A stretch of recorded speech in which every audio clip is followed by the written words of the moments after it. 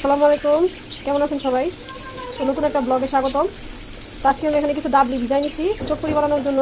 এই যে আমি কিন্তু হাফ কাপ ডাবলি ভিজাইছি, এখানে ফুলটা কিন্তু এখানে 1 কাপের মতো হয়েছে, 1 কাপের বেশি হয়েছে। তো কালকে রাত্রে আমি ডাবলিগুলো ভিজাই রাখছি, এই যে সারা রাত ডাবলিগুলো ভিজাই রাখি নিলাম, মশলা করে সুন্দর হয়ে গেছে।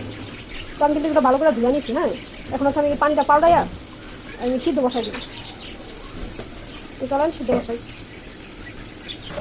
তো আমি কিন্তু আরেকটা ধোয়া দিয়ে দেখেন পানি কিন্তু আমি দিয়ে দিচ্ছি বেশি করে, কারণ এই পানিটা যদি এখন বেশি করে না দিই তাহলে এটা ফুটতে ফুটতে অনেকটা টাইম লাগবো, এটা নিচের দিকে নামতে হবে সিদ্ধ, তারপর আবার কিছু পানিও রাখতে হবে। তার জন্য একটু পাতলার ভিতরে আমি এই যে এই পরিমাণ এই যে একটু পানি দিয়ে নিচ্ছি, এখন সিদ্ধ দিয়ে দিব। তো এই যে আমি সিদ্ধ দিয়ে নিলাম, এখন এটা সিদ্ধ হতে থাক। এই পাশে আলু আর ডিম সিদ্ধ দিয়ে দিব। তো আমার ডালটা কিন্তু এখন বলকায় পড়ছে। তো আমি এটার ভিতরে এখন 1 চামচ এই যে এই আধা চামচ হলুদ দিয়ে দিব, এই আধা চামচ হলুদ আর এই 1 চামচের মতো লবণ। এখন এটা সিদ্ধ হইতে থাকে, এর থেকে বেশি দিলে আর ভালো লাগবে না।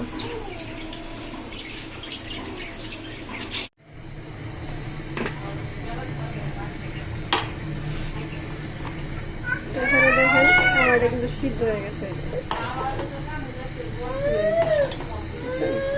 মাশাআল্লাহ ভালোই সিদ্ধ হয়েছে।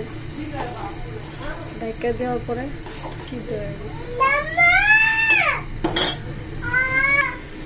এখানে হচ্ছে আমি আলু নিয়ে নিছি, আলুগুলো গ্রেট করে নিছি।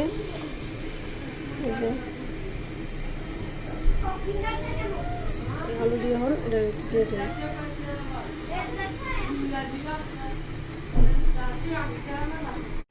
এখানে তেঁতুলের টকগুলো নইতেছে, তেঁতুলগুলো এই যে হিসেবে উঠে হলো। তো আমি এখানে ভিডিওটা না চালু করি আমি দিয়ে দিছি চিনি দিছি, চিলি ফ্লেক্স দিছি, বিট লবণ দিছি, কাঁচামরিচ ধনেপাতা দিছি।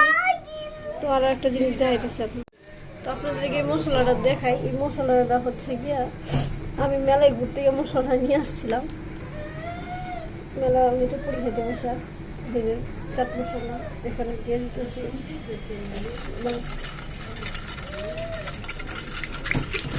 এখানে চিনি দিয়ে দিলাম, আর একটু দিয়ে দিয়ে বলছে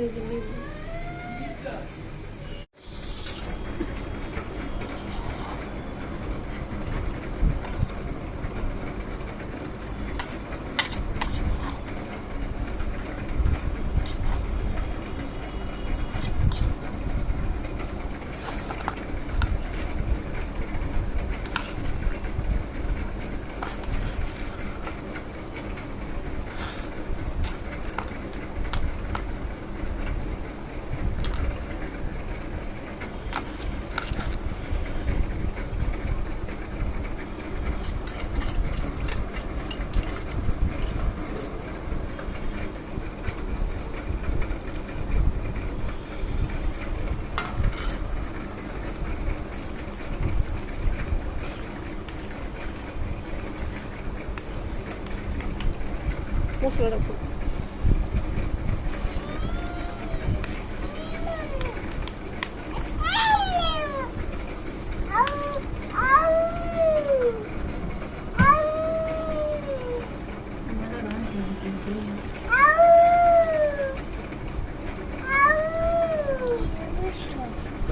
চিলি ফ্লেক্সটা নেই, চিলি ফ্লেক্সটা নেই।